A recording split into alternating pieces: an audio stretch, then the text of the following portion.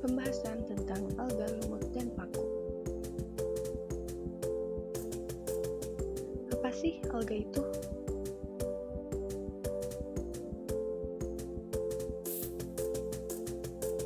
Disebut mirip protista mirip tumbuhan karena merupakan mekanisme yang bersifat autotrof, namun tubuhnya tidak bisa dibedakan bagian akar, batang, dan daun.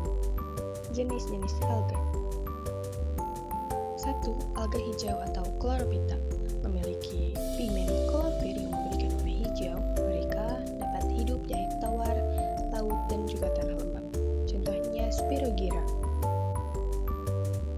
2. Alga coklat atau Phaeophyta mengandung pigmen focosantin yang memberikan warna coklat, umumnya ditemukan di laut, terutama di daerah dingin. Contohnya Laminaria sp. 3. Alga merah atau Rhodophyta memiliki pigmen phycobilin yang memungkinkan mereka hidup di kedalaman laut. Warnanya merah berasal dari pigmen tersebut. Contohnya Gracilea sp. Karakteristik unik. Alga hijau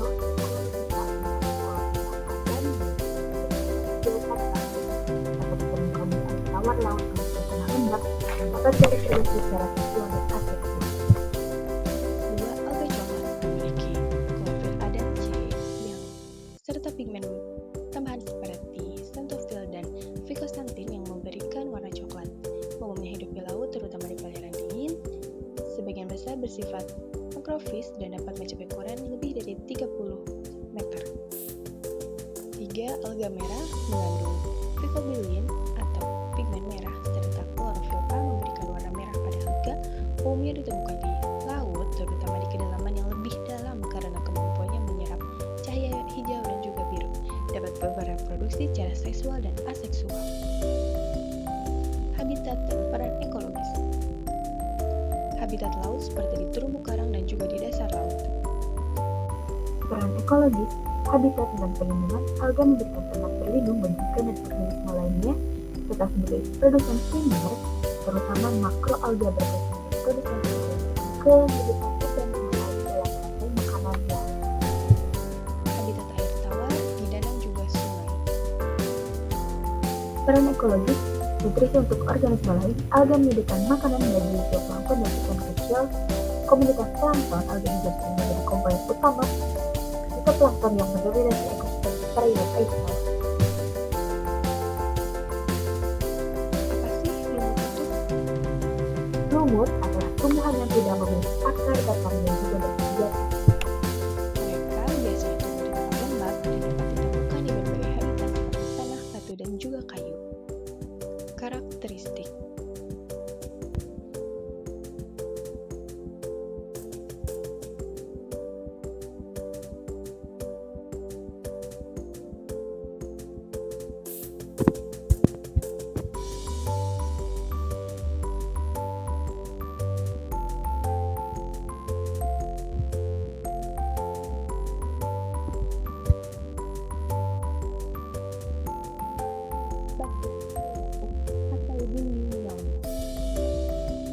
Umumnya, lumut berukuran kecil dan sebagian besar tidak lebih dari 1-2 cm.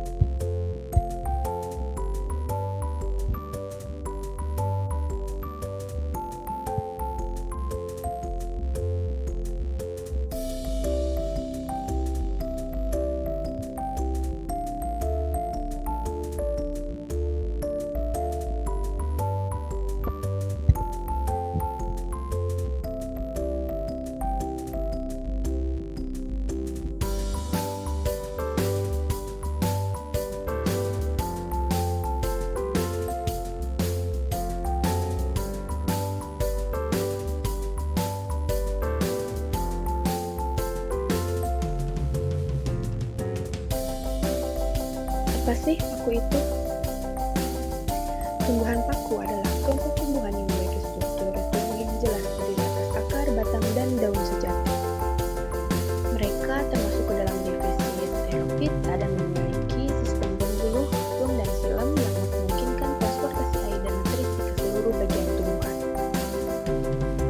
Tumbuhan paku berkembang biak dengan menggunakan spora yang biasanya terletak di bagian bawah daun dalam struktur yang disebut sporangium. Ciri-ciri tumbuhan paku memiliki akar sejati yang berfungsi untuk menyerap air dan nutrisi dari tanah. Akar biasanya berupa akar serabut yang tumbuh dari rimpang dan dilindungi oleh kalitra di ujungnya. Batang tumbuhan paku dapat tumbuh di atas atau di bawah permukaan tanah. Batang di atas tanah seringkali tegak dan dapat bercabang. Daun pada tumbuhan paku disebut frond. Daun ini memiliki ukuran yang bervariasi mulai dari kecil hingga besar dan dapat dibedakan menjadi dua jenis, yaitu mikrofil dan juga makrofil. Jenis-jenis 1. Felicinae atau paku sejati. Contohnya Kyathea nilgirensis. 2. Lycopodiinae atau paku kawat. Contohnya Lycopodium ternum. 3. Equisetae atau paku ekor kuda. Contohnya Equisetum arvense. Peran ekologis. Sebagai pionir dalam habitat yang terganggu, tumbuhan paku mampu tumbuh di area yang telah terganggu dan terdegradasi, seperti bekas lahan pertanian, area pasca kebakaran, atau lahan yang telah terkena erosi. Habitat bagi organisme lain. Tumbuhan paku menyediakan habitat bagi berbagai spesies hewan kecil, serangga, dan juga mikroorganisme. Sebagai produsen dalam rantai makanan, tumbuhan paku berperan sebagai produsen primer dalam rantai makanan. Mereka melakukan fotosintesis yang menyediakan berbagai makanan sebagai herbivora kecil serta mikroorganisme sehingga mendukung keanekaragaman hayati di ekosistem tersebut. Perbedaan alga lumut dan paku. Struktur. Alga biasanya bersel tunggal atau multiseluler, tidak memiliki akar, batang, dan juga daun. Struktur tubuhnya sederhana dan seringkali terdiri dari talus yang dapat berbentuk filamen, lembaran, atau bercabang. Lumut memiliki struktur tubuh yang lebih kompleks dibanding alga, tetapi masih sederhana dibandingkan tumbuhan tinggi. Mereka memiliki bagian yang menyerupai akar, batang, dan daun. Tumbuhan paku memiliki struktur tubuh yang paling kompleks di antara tiga kelompok ini. Mereka memiliki akar, batang, daun, dan sejati. Paku juga memiliki sistem pembuluh yang lengkap, memungkinkan transportasi air dan nutrisi secara efisien. Reproduksi. Alga dapat bereproduksi secara seksual maupun aseksual. Reproduksi aseksual biasanya terjadi melalui pembelahan sel atau pembentukan spora. Beberapa alga juga dapat membentuk gamet yang bersatu untuk menghasilkan zigot. Lumut mengalami metagenesis dengan fase gametosis yang dominan. Mereka menghasilkan bibit jantan dengan betina dengan dalam struktur khusus. Setelah fertilisasi, zigot berkembang menjadi sporofit yang menghasilkan spora. Tumbuhan paku juga mengalami metagenesis, tetapi fase sporofitnya lebih dominan. Spora dihasilkan dalam sporangium yang terletak di bagian bawah daun pada tepi daun. Habitat. Alga umumnya ditemukan di lingkungan akuatik, baik di air tawar maupun laut. Mereka dapat hidup di berbagai kondisi, termasuk tempat-tempat ekstrim seperti air panas dan air dingin. Lumut biasanya tumbuh di habitat lembab seperti tanah basah, batuan, dan kayu lapuk. Mereka sering ditemukan di hutan hujan atau daerah dengan kelembaban yang tinggi. Tumbuhan paku juga tumbuh di habitat lembab, tetapi dapat ditemukan di berbagai jenis lingkungan, termasuk hujan tropis, pegunungan, dan daerah teduh lainnya. Pemahaman tentang alga, lumut, dan paku. Pentingnya dalam taksonomi.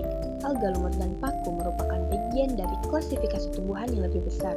Memahami ciri-ciri morfologi dan reproduksi dari masing-masing kelompok membantu dalam identifikasi dan klasifikasi spesies. Misalnya, lumut diklasifikasikan ke dalam filum Bryophyta, sedangkan paku termasuk ke dalam Pterophyta. Klasifikasi ini penting untuk mengorganisir keanekaragaman hayati dan memahami hubungan evolusi antar spesies. Keanekaragaman hayati. Dengan mempelajari alga, lumut, dan paku, kita dapat memahami keanekaragaman hayati dari berbagai ekosistem. pentingnya dalam ekologi. Alga lumut dan paku memiliki peran ekologis yang signifikan. Alga berfungsi sebagai produsen primer di ekosistem akuatik, sedang menghasilkan oksigen dan makanan bagi organisme lain. Lumut berperan sebagai vegetasi perintis yang membantu memulihkan habitat yang terganggu, sedangkan paku berkontribusi pada stabilitas tanah dan keanekaragaman hayati di hutan. Adaptasi terhadap perubahan lingkungan, memahami bagaimana alga, lumut, dan paku beradaptasi dengan perubahan lingkungan seperti perubahan iklim sangat penting untuk konservasi.